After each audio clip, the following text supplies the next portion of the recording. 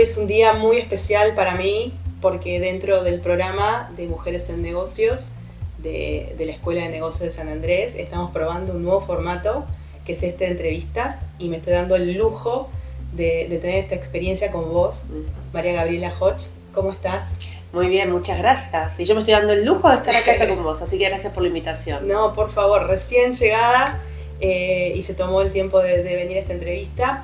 Les quiero contar que María Gabriela es licenciada en Relaciones Públicas de la UADE, es mentora en comunicación, empoderamiento, liderazgo consciente y sanación. TISI, como le dicen, forma parte de Vital Voices 100, un grupo que cuenta con los miembros más visionarios de la red de liderazgo global de Vital Voices, con base en Washington. También sé que sos presidenta acá en Voces Vitales Argentina. Honoraria, sí. Y como estás en Miami, también liderás también ese movimiento allá. Y sos fundadora de We Evolution, una ONG que promueve el liderazgo consciente y la sanación como motor para la armonía y la paz mundial. Yo tuve el placer de participar de uno de los coachings de We Evolution y la verdad que fue maravilloso. Hoy estamos acá presentando un poco tu libro, Líderes de Hoy, y quiero arrancar esta entrevista con una especie de título que surge del libro, que lo tengo acá y lo tengo bastante usado. Como yo digo, siempre me gustan los libros en versión impresa porque los pongo en mi hochila literal y también en mi mochila de activos intangibles para tenerlo a mano siempre. Y quiero empezar enmarcando esta entrevista con una pregunta que vos haces en el libro, que es: ¿tiene sentido seguir liderando con viejas recetas? Me pareció fundamental, y más que dentro de la Escuela de Negocios estamos formando, o la Escuela de Negocios forma los líderes de hoy y del mañana, y esta pregunta me resulta para pensar, ¿no? Para pensar en qué se viene en este mundo cambiante. Lo que siempre se utilizó, las viejas recetas, lo que siempre funcionó en el pasado, ¿funciona hoy? ¿Y funcionó en el pasado? Puede ser, ¿eh? Yo creo que vivimos, bueno, muchísimas gracias, un placer y gracias por esa lindísima introducción y me encanta que tu libro esté así de baqueteado porque quiere decir que lo leíste, sí, lo pensaste. Todo marcado está. Y de eso se trata, ¿no? Es un libro que trae muchas preguntas porque el trabajo de conciencia es un trabajo interior, es un trabajo de cada uno y los aha moments o los insights o esas conclusiones que vos hayas podido sacar son tan únicas que nada, me va a encantar también conocerlas. Pero creo que la historia la vivimos reescribiendo y que de alguna manera de eso se trata la evolución. Entonces, si lo hacían así nuestros abuelos o nuestras madres o nosotras mismas hace 20, 30 años, creo que es una oportunidad como para repensarlo, ¿no? Especialmente la señal para mí tiene que ver con la inconformidad que empezás a sentir o empezás a experimentar. Esto no me llena, no me gusta de esta forma. Y esa es una invitación a la pausa. Una invitación a una pausa, una invitación a mirar hacia adentro, una invitación a ver qué respuestas vas a encontrar. Porque yo creo que de alguna manera las respuestas están dentro nuestro. Y cuando no empezamos a preguntarnos es donde estamos como automatizados y haciendo las cosas porque así corresponde, y lo pongo entre comillas, o así fueron siempre. Entonces la creatividad, la innovación está en esa pausa y en ese preguntarse cómo me parece que siguen, por dónde sigue, por dónde es. Claro, tal cual. Tu libro empieza con el prólogo de Elena Estrada, otra escritora maravillosa, y dice: es un viaje único e irreversible, muy personal, por supuesto, y empezás contando una leyenda, que es la leyenda del bambú, que me parece tan significativo el mensaje. ¿Por qué la elegiste? Y no sé si querés compartirla con nosotros. Claro, sí, es sin duda para mí el viaje es único y irreversible, primero por lo que te comentó, que para mí es tan único como vos te dejes interpelar o te sientas interpelada.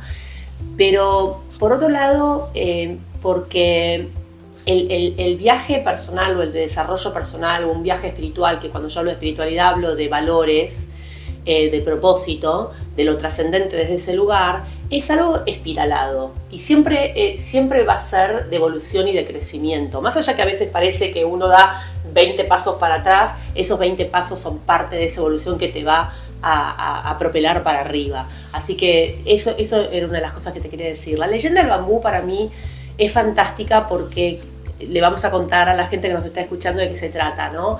Si alguien que no conoce, como nos puede pasar a nosotras, de qué se trata unas semillas de bambú que se siembran, el bambú resulta que tarda 7 años y 6 semanas en crecer.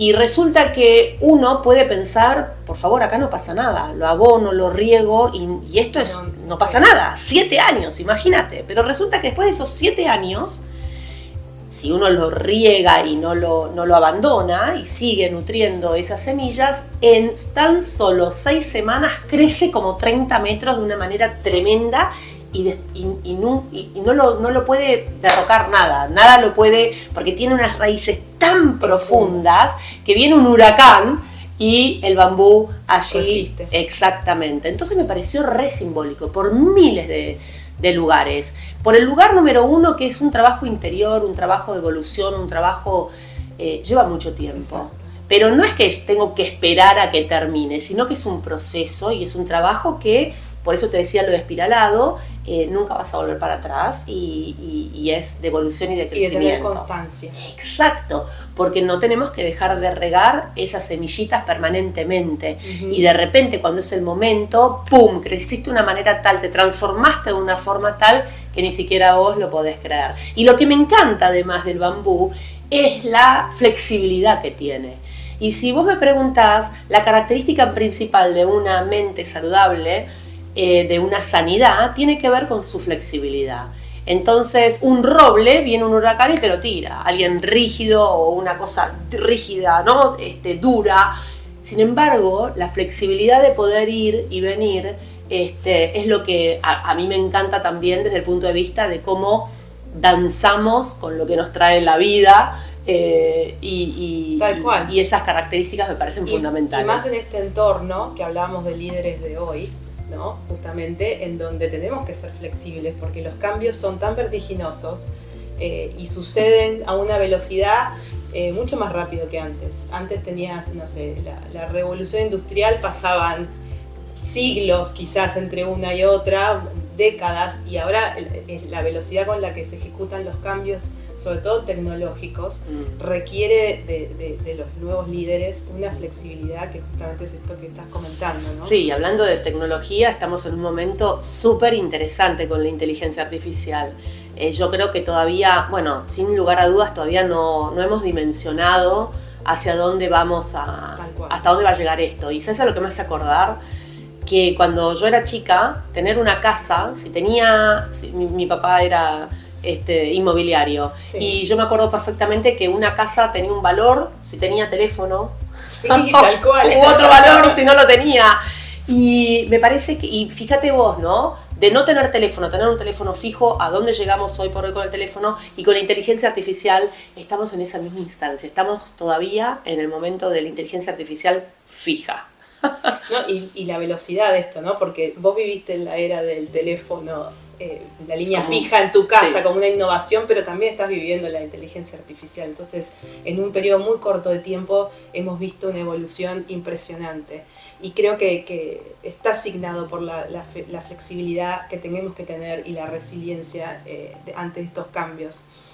Y en ese sentido, nosotras en el programa de Mujeres en Negocio recibimos muchas consultas o muchas inquietudes relacionadas también con el balance y la flexibilidad que tenemos que tener como mujeres para poder enfrentar los desafíos tanto de la vida profesional como de la vida personal o familiar. Uh-huh. Vos en el libro tenés una frase que voy a leer textual, en donde decís: es necesario que de una vez cortemos de cuajo la idea de que existe el trabajo de un lado y la vida personal por otro. Me pareció genial ¿cuál es tu propio camino recorrido que te llevó a esa conclusión, esa afirmación? Vos en el libro sos bastante de plantear los temas y dejarlos a que cada uno tome la postura que digamos que le resulta cómoda. Acá eras bastante... tenías bastante clara, bastante enfática, exactamente. ¿Y cómo podemos implementar esto que decís, no?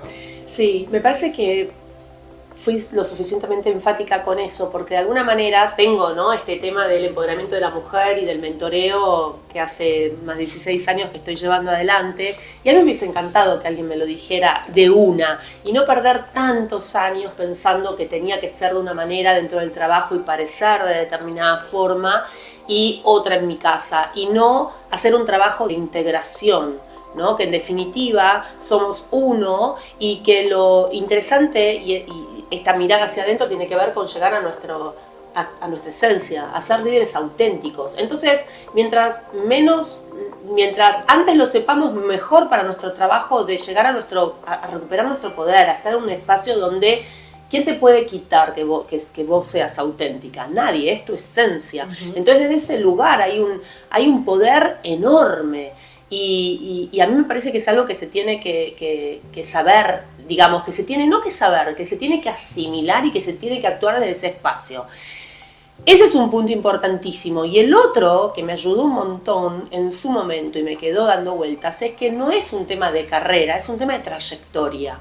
Porque si no, las mujeres quedamos enganchadas en un rol, ¿no?, de maternar, y al mismo tiempo en un espacio de culpabilidad por querer hacer otra cosa o por estar haciendo otra cosa, dándole mucho más espacio a tu trabajo, por ejemplo, en vez de entender que son procesos y son trayectorias y que soy yo la que va decidiendo en función de lo que estoy viviendo qué nivel de aceleración o no le quiero dar. En vez de que sea una carrera y que en una carrera yo me veo obligada a correr y a veces incluso a tirar unos codazos para atrás, en vez de decir, esta soy yo, este es mi camino y yo decido cuál es el ritmo que le quiero dar. Entonces, quizás está en uno decidir si quiere frenar un poquito cuando está maternando, 1, 2, 3, 4, no sé, lo que fuere. Lo que cada uno decide. Exacto, entonces me parece que eso te da más autonomía y más dignidad, de decir, son mis tiempos. Y bueno, y cuando uno toma sus decisiones, por supuesto que viene con responsabilidades y se hace cargo, sí. Pero son tuyos. Tal cual. Y al mismo tiempo hace que no te autolimites, ni te autoflageles por las decisiones que estás tomando. Pero para mí es muy importante que esto se hable y se converse en comunidad para apoyarnos. Y no seamos nosotras ni los otros que nos señalen como, ¡buah! Y si dio un paso al costado, se lo merece. Hello. Entonces empezar a hablar... De eso hablamos un montón. Exacto. Sí, tal cual. Porque parece mentira, pero esto que hablábamos al principio, las viejas recetas, ¿no?, aplicadas sobre todo para las mujeres que justamente toman la decisión de darle más énfasis en el momento que deciden ser madres y dedicarle ese tiempo y ese espacio y ese foco a eso, no significa que apagaron su carrera. Para nada. Al Para revés, nada. Ganaron otro tipo de habilidades. El gran problema que ocurre es que en algún lugar volvemos a ceder nuestro poder. Y entonces escuchamos esa crítica, que siempre van a existir las críticas. El tema es que no existan desde nosotras. Y nosotras no le demos espacio de creerlas. En tal caso a mí me viene bien escuchar una crítica o un feedback, pero pasarlo por mi tamiz del discernimiento. ¿Qué de esto puede ser así o no? Pero permanentemente dejar que las críticas o los feedback a mí me moldeen, eso es lo que no tiene que ir más. Y volviendo al punto del trabajo o el poner a un acelerador o no, porque así como a las madres, a las que van muy rápido hacia la cumbre y están felices ahí y quizás retrasan algunas decisiones o no, desde el punto de vista de uno, retrasan desde el otro, ahí es donde tenemos que tener este espíritu de comunidad y entender que las decisiones son sumamente personales. Sí. Y que nos tenemos que acompañar y que eso no tiene por qué, nosotras no tenemos por qué perder nuestro poder en esa instancia. Entonces cuando nos creemos que, no, sí es verdad, yo me fui demasiado pronto, o yo tomé una pausa y ahora no puedo volver, ese tipo de cuestiones, o yo... Los sesgos, ¿no? Claro. vivimos llenas de sesgos y de creencias limitantes que tenemos que empezar a primero ser conscientes de que están y empezar a abandonarlas, ¿no?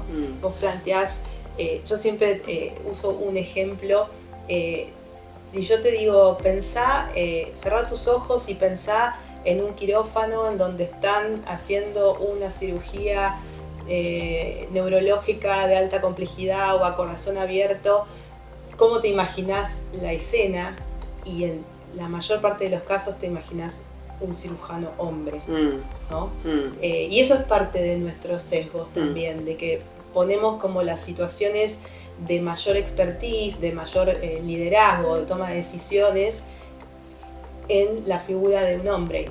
Quizás tiene que ver un poco también con nuestras generaciones, ¿no? Pero creo que eso, de alguna forma, vos en el libro lo planteás como lo sagrado femenino y lo sagrado masculino. O sea, me gusta el término de sagrado, ¿no? Y que ambas cosas conviven en uno y tenemos que balancearlas, ¿no? Sí, tenemos ¿Cómo interactuamos con esos dos mundos? Sí, me encanta porque me encanta cómo vos lo abrazaste, lo interpretaste también, ¿no? Pero mira, cuando yo arranqué hace 16 años a trabajar por el empoderamiento de la mujer, me di cuenta y fui aprendiendo y fui tomando conciencia que en realidad tenía muchísima energía masculina en mi manera de hacer las cosas.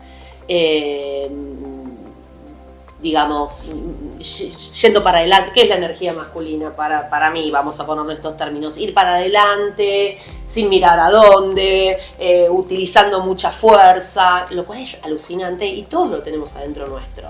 Pero no le daba espacio por sesgos, por cultura, por mandatos y por comunidad, como se estaban dadas las cosas, hacerle espacio a la parte femenina. ¿Qué es la parte femenina? Lo sagrado femenino tiene que ver con el escuchar, el nutrir, el ir más despacio. A mí me encanta porque hay un ejercicio que invito a hacer en el libro que tiene que ver cómo descubro cuál es mi energía femenina y masculina. Entonces digo, bueno, ves para allá, anda hacia ese objeto a buscarlo, derecho, pum. Entonces vos vas de determinada manera. Y ahora digo, bueno, ahora anda hacia ese objeto, pero en el interín anda mirando qué te llama la atención, qué te da curiosidad, qué textura tiene, anda apreciando, viendo, y es como que ahí te cambia también la energía. Entonces, esas dos cosas las tenemos adentro nuestro, y si nosotros solamente operamos desde una, nos quedamos medios incompletos. Entonces me parece que la completitud del ser humano tiene que ver en abrazar su sagrado masculino y femenino, y que va más allá del género, en definitiva. El ser humano, todos compartimos habilidades que no es que sean propias de las mujeres o propias de los hombres, sino que más bien para mí hay que abrazar las energías, ¿no? Entonces, cuando el hombre, por decirlo, se permite abrazar la energía femenina, es ese hombre que se puede dar un espacio de escucha, de estar presencia, de nutrir, ¿no? Y que no seas, por ejemplo, en el caso de los estereotipos y los roles, proveedor, vamos a decir, ¿no? Claro.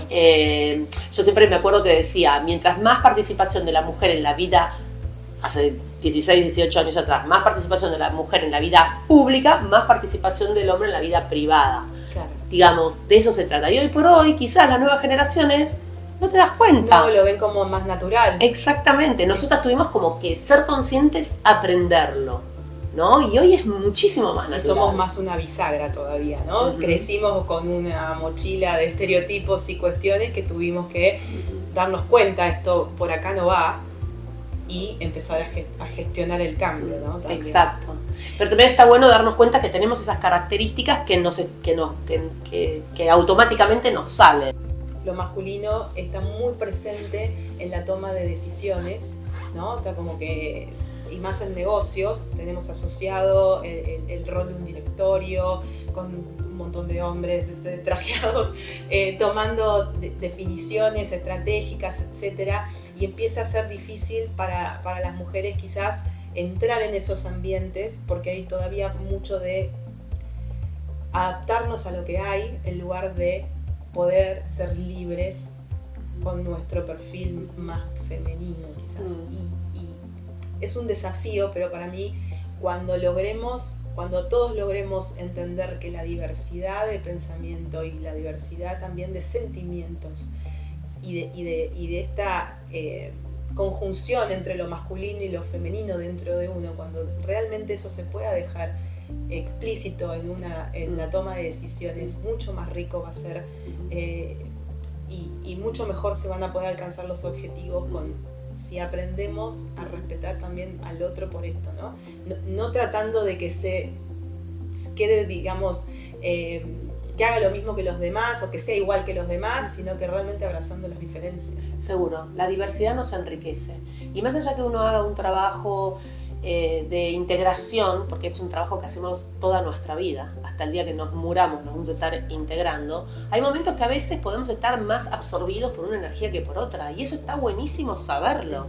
De repente hay un momento que estás en energía absolutamente hacedora, yendo para adelante, quizás, en fin, y en otra nutriendo o amamantando digo, hombre o mujer, quien fuere, y está bueno saber eso. Por eso nos enriquece más aún la diversidad, porque yo puedo estar en una reunión tomando decisiones y puedo estar tomando decisiones desde mi masculino y me complementa escuchar a los demás, porque en definitiva, ¿qué es lo importante para mí del proceso de encuentros en negocios, en la vida pública, privada, etcétera? El contacto, el encuentro con el otro, el poder co-construir los escenarios necesarios, las políticas necesarias y los espacios sanos para poder seguir evolucionando. Y para eso se necesita conocerse muy bien uno para poder conocer al otro. No empieza una cosa antes o después, se hace en simultáneo, permanentemente lo estamos haciendo. Tener relaciones significativas, importantes, priorizar el vínculo más que priorizar el hacer a costa de cualquier cosa, claro. Vamos a decir. ¿Qué pasa en ese caso con los límites, no?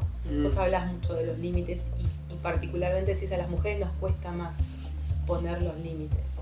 ¿Por qué sucede esto? ¿Qué te parece? A mí me parece que es por un tema de lo que venimos hablando, ¿no? Cultural, de mandatos, de cómo fueron antes las cosas, las viejas recetas, cómo nos fueron educando, cómo nosotras... voy a hablar de un caso personal mío. A mí me pasaba que lo que se dice en inglés una people pleaser, ¿no? Yo quería agradar a todo el mundo, yo quería contentar a todo el mundo, entonces decía a todo que sí. ¿A costa de qué?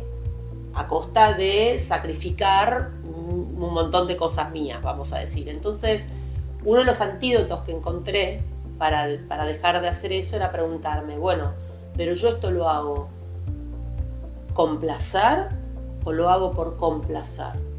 Y en esa respuesta es enorme, o sea, es muy rico lo que vos podés aprender de vos misma, porque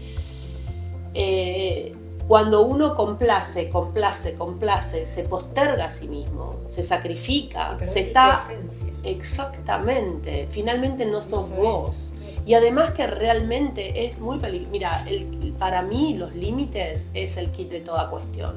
A nivel inteligencia emocional, a nivel valores, porque en definitiva, ¿dónde está tu discernimiento?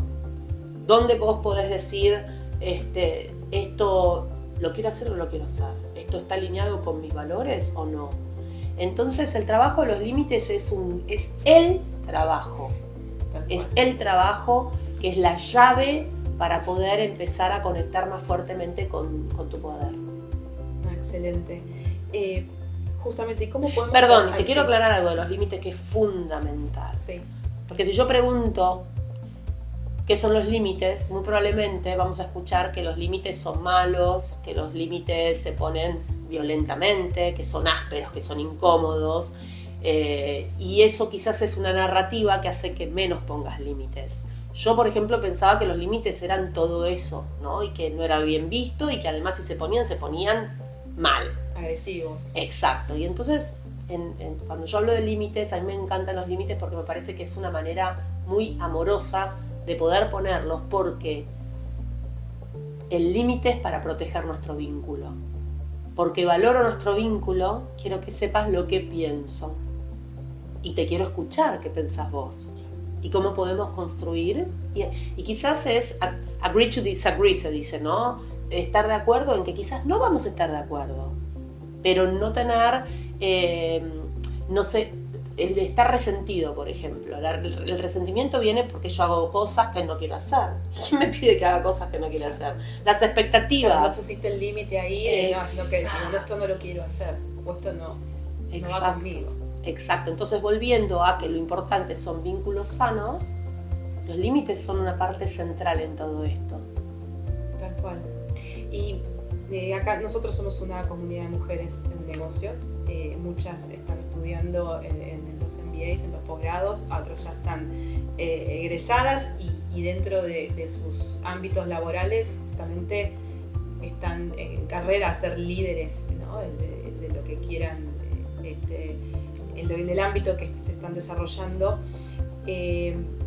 ¿Cómo podemos conectar con nuestro liderazgo consciente y qué características en definitiva tendríamos que construir? No sé, algún tip como para decir, tengo que empezar a trabajar por acá para poder ser un líder actualizado, digamos, o un líder moderno, o dejar bien atrás todas esas viejas recetas. Bueno, para mí hay básicamente 6 pilares para cultivar un líder consciente. Uno es conocerse, la autoobservación, el autoamor, como me gusta llamarlo a mí. El otro tiene que ver con el bienestar, porque si yo no me priorizo y no me doy espacio para recuperar la energía que doy para afuera, no va a haber mucho liderazgo sustentable. Tiene que ver con la inteligencia emocional, o sea, con escuchar y recibir las emociones como mensajes profundos que el enojo, por ejemplo, a mí me encanta decir, el enojo es sagrado. Mujeres, el enojo es sagrado, nuestro enojo es poder, porque el enojo, mira este ejemplo, el enojo nos está dando una señal de que hay una injusticia, y esa injusticia necesito repararla.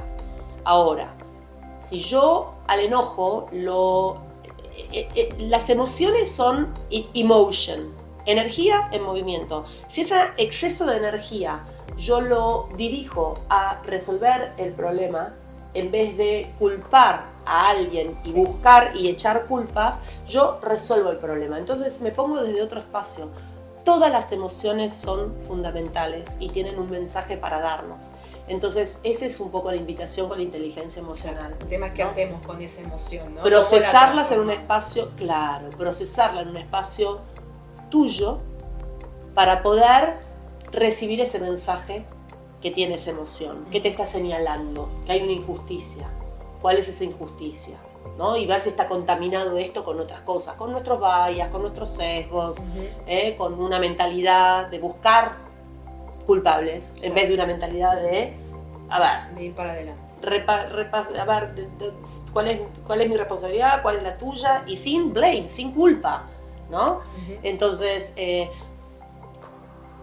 inteligencia emocional, bienestar, autoamor, la inteligencia espiritual que tiene que ver con los valores y los propósitos y cómo transformamos esos valores en virtudes. O sea, porque yo puedo decir, mi valor es la familia, pero me voy por decirte, a las 8 de la mañana y vuelvo a las 11 de la noche, no los veo nunca. Sí, pero no estás transformando ese valor en una virtud y ser un padre o una madre presente o honrar a tus padres, por decirte, ¿no?